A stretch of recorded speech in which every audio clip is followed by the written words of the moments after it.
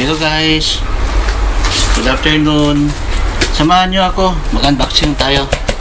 Ito ay computer case na deep cool yung box. Sa loob nito ay isang computer case na H9 Flow. Ito ay ipapadala ko sa Pilipinas. I-assemble ko muna to. Samahan nyo ko guys. Unboxing tayo. Unboxing.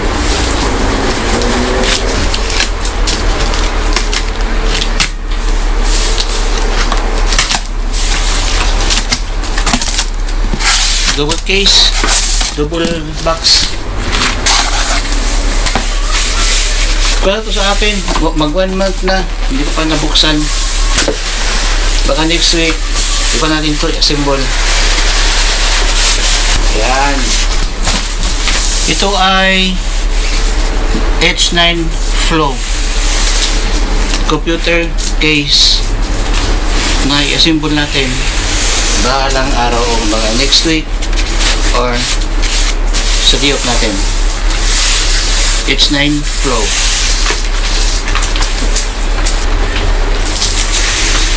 H9 Flow. Ayan. NGXT. Hey guys, ayan na. Unboxing natin. Ang laki ng case guys.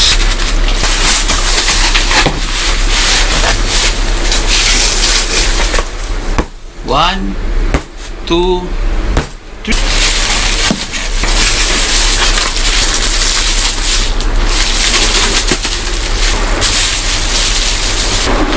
Okay guys, ang laki, ang ganda.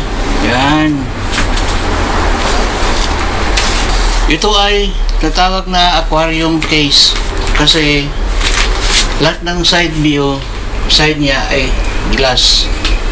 And then pwede lagyan ng siyam na 120 na millimeter na electric fan na tatawag na exhaust fan or 12 cm na fan. Buksan natin. Ito yung tempered glass niya. Makapal, mabigat. Ayan. Mabigat yan. Oh, yan. Ito yung case. Malaki. Oh, malaki. Yung motherboard na ilagay ko dito ay ATX motherboard. Gigabyte G97 Gaming 7. Malaki, malaki. Yung likod niya, ito yung laman. Yan. Yung case niya, yan sa likod. Dito, pwede ilagay dito yung tatlong fan na 12 cm o pwede ilagay yung radiator natin na 360 mm. Yan. Ito yung kanya. Yung back cover. Yan. May filter pa siya sa likod. Oh, filter. Yan. Filterize. Magandang klase guys. Yung likod niya sa cable management ay pwede ito buksan sa baba.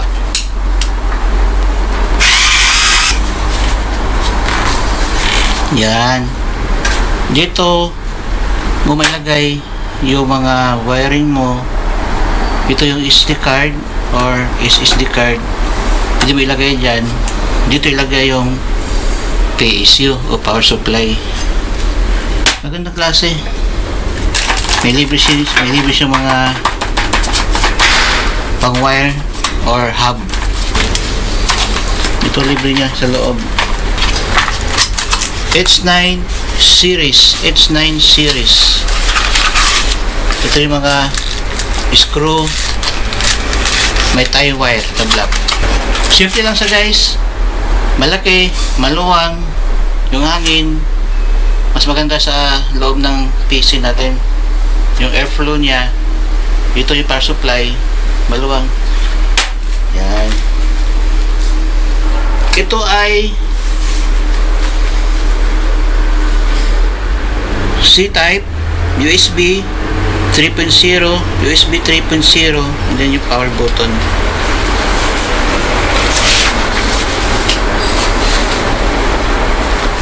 Ito guys, dito natin ilagay yung radiator natin na Valkyrie B360, tatlong fan.